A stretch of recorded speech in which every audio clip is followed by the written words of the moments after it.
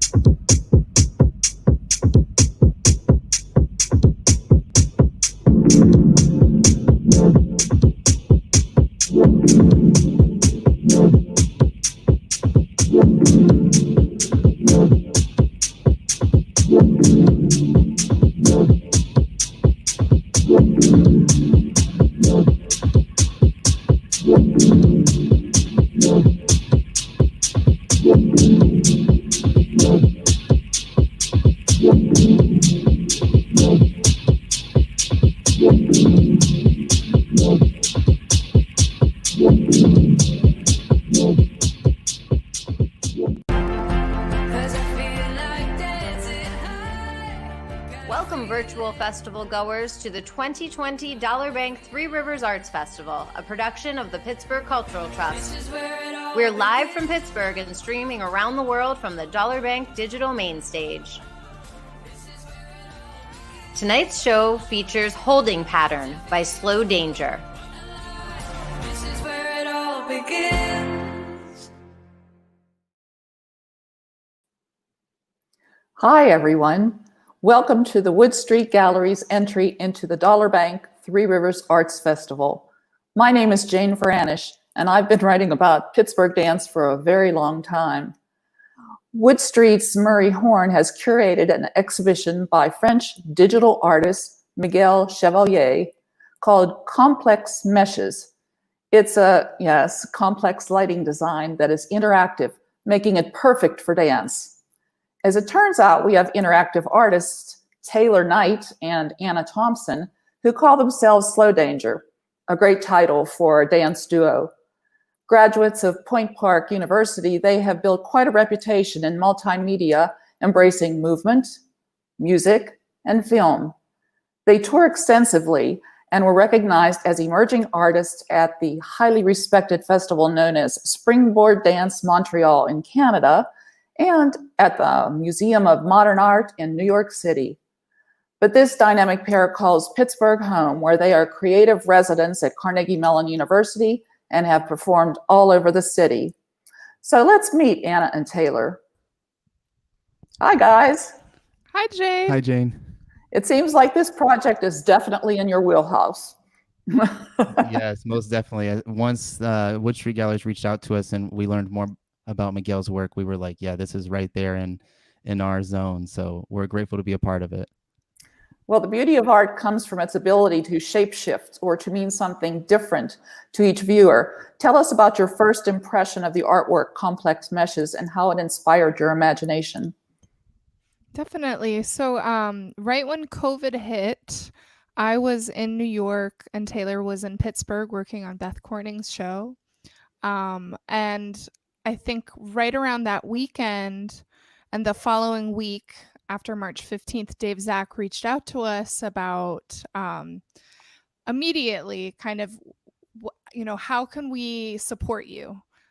So it really just came up out of Murray and Dave Zach, like us having a long relationship with the Gallery Trust, having shown a lot of works there, especially a lot of works that we then take and develop into longer pieces and tour. Basically them reaching out saying, we have this amazing exhibition that no one's going to see. And we also know that performers are in an incredibly uncomfortable unknown right now. So it came up out of a conversation of mutual support, as well as we think this is something that you all would really develop something connected and pertinent to this moment in. And Anna and I, Jane, we've talked about this in the past, how we often see our work as building worlds on the stage and trying to think of dance beyond just the ocular centric notion, and using lighting and other sensorial elements to provide more entry points for the work. So when we saw Miguel's installation, we felt that we were stepping into a world, a future world, a different world that we could insert our dance and insert our music into and find a new way to put some meaning with it.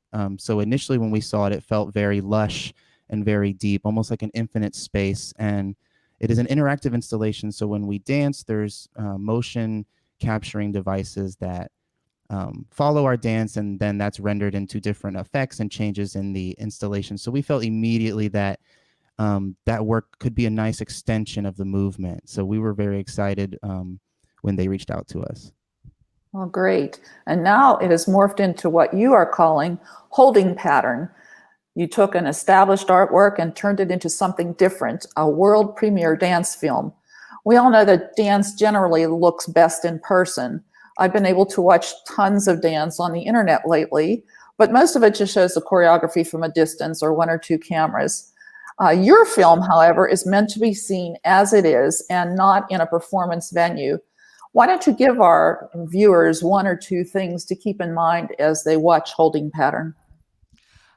We always like to encourage our viewers to notice their own kinesthetic sensations when they're watching performance. How does your body feel? Where do you feel it? What's the tonality of that feeling? Where is your breath?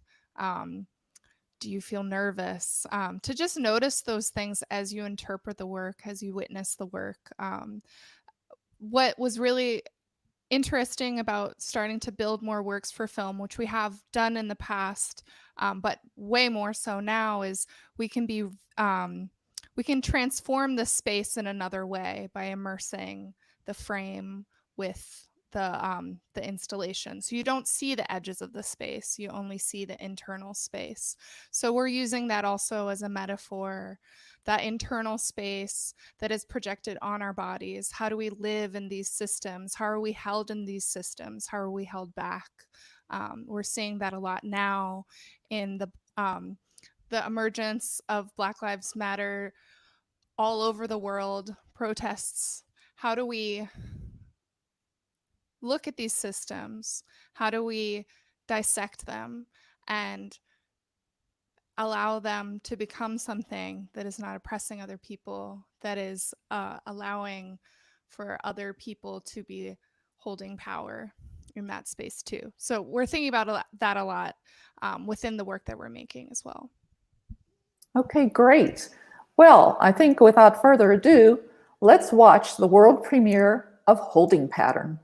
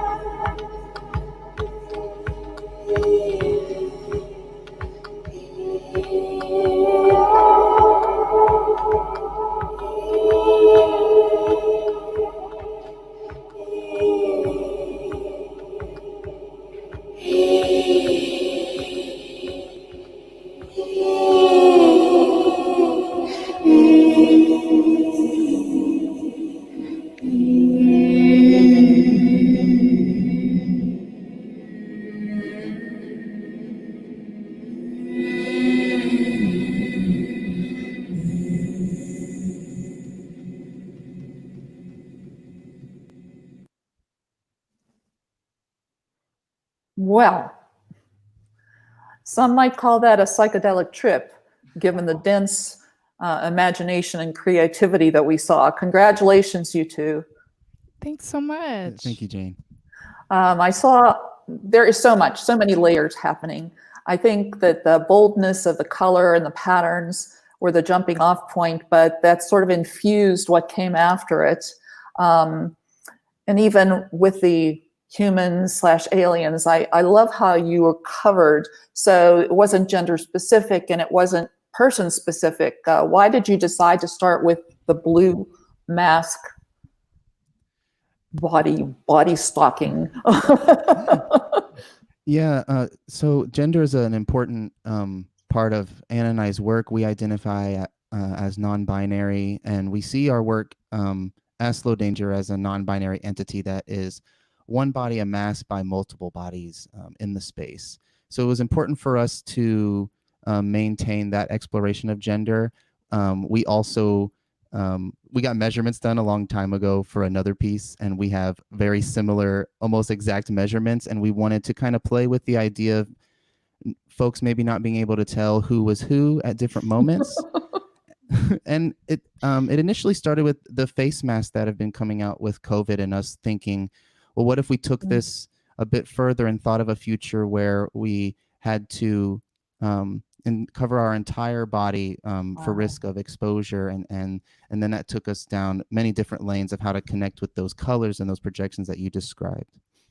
It also led to, when we first got into the space, we were just wanted to use our bodies in a way that we could kind of absorb and then come in and out of the projected space, kind of like we were melting into that space and then coming forward. And it also allowed us to create these really defined physical characters. We started playing with, you know, how would these people express themselves in the space? They would, the only way to express themselves would be through movement and like what they're wearing. And then what we were wearing kind of started to create these physical characters. And also, really taking the isolation aspect into it as well, like only one body present in the space. Yeah. Yeah. Well, yeah, I think this is the wave of the future. Yeah, the fact that there were so many patterns, did that lead you to create different characters? Yeah, definitely. We spent a lot of time watching the whole cycle. So watching the whole cycle and being like, this one responds really well to this kind of movement. Like my favorite image is the ending image where the body actually steps out of the frame and all you're seeing is the reaction to the body and the shadow of the body dismantling this like threaded web of like red lines. And we loved that a lot of the imagery in the projections kind of shifted from grid-like, almost angular, very specific, almost mathematical, and others were a little more fluid, almost boiling and bubbling, that felt more organic.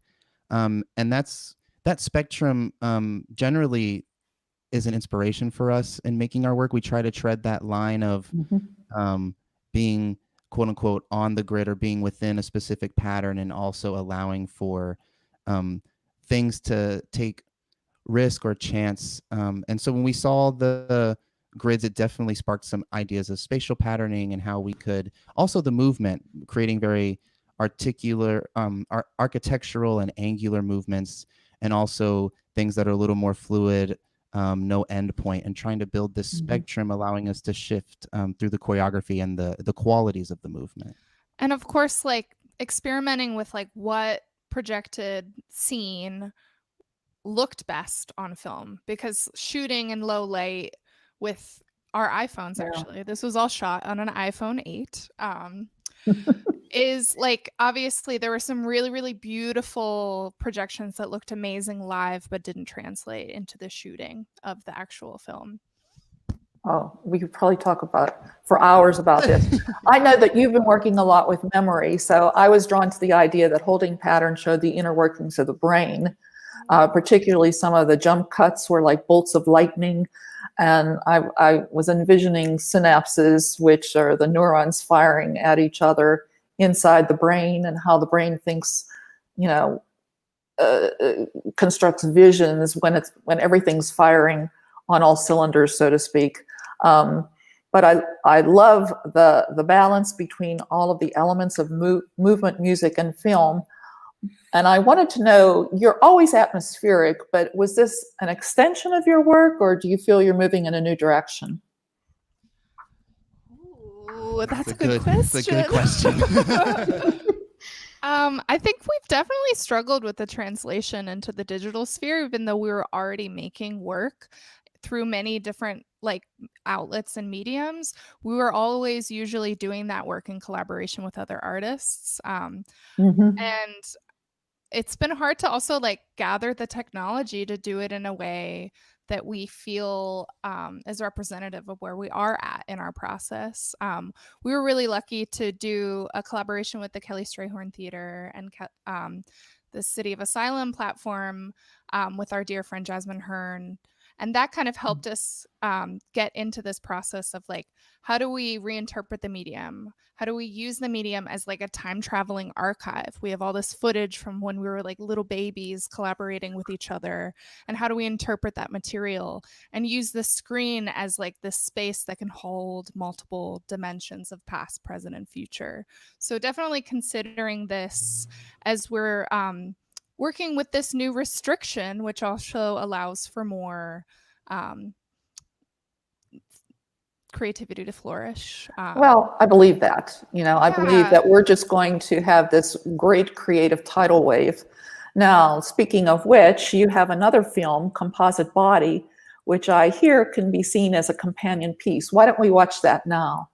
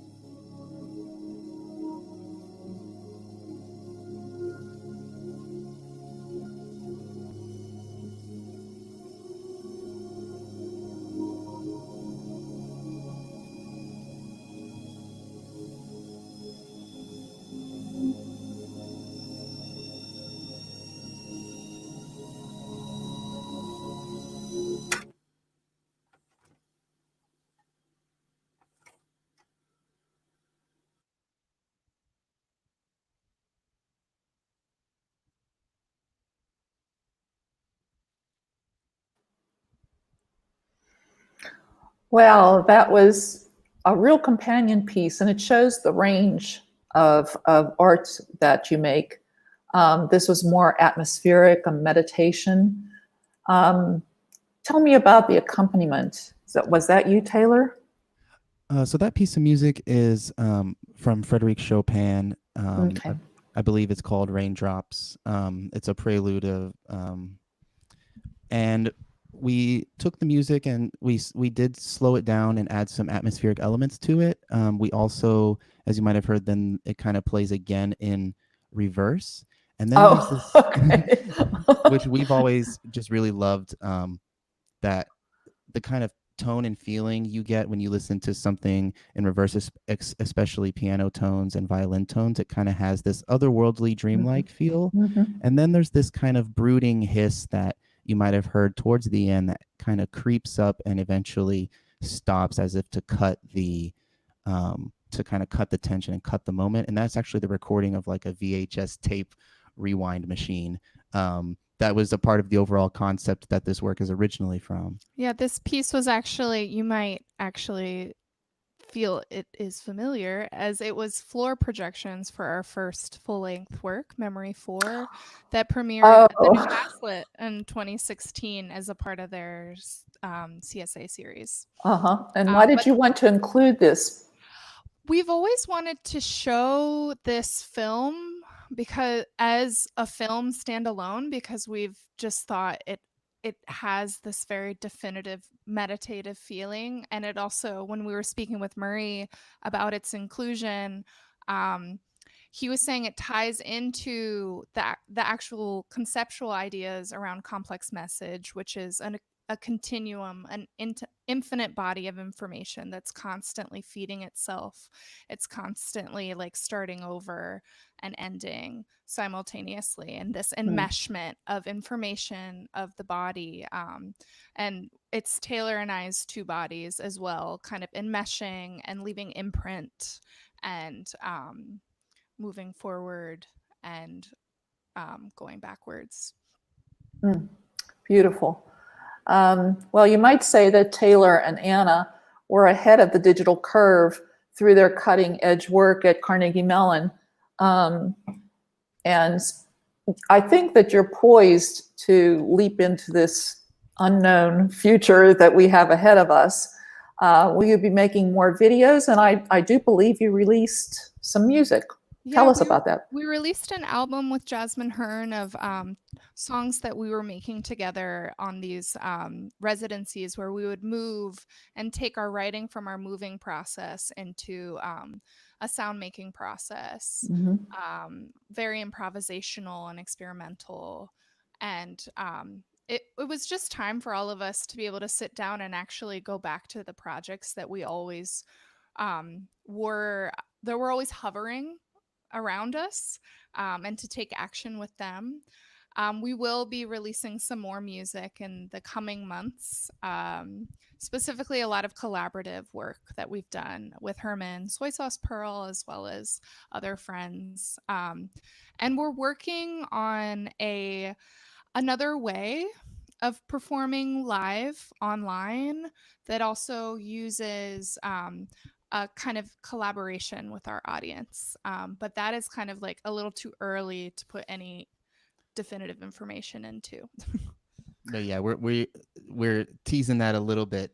We're trying to extend our process into this era, and it's exciting, it's challenging, but it's something that part of Slow Danger's mission has always been to adapt to a variety of containers and to be able to take our work and our process and figure out ways to extend it and reflect the times and reflect our growth and our times in this world. So we do plan on continuing to make some stuff, explore.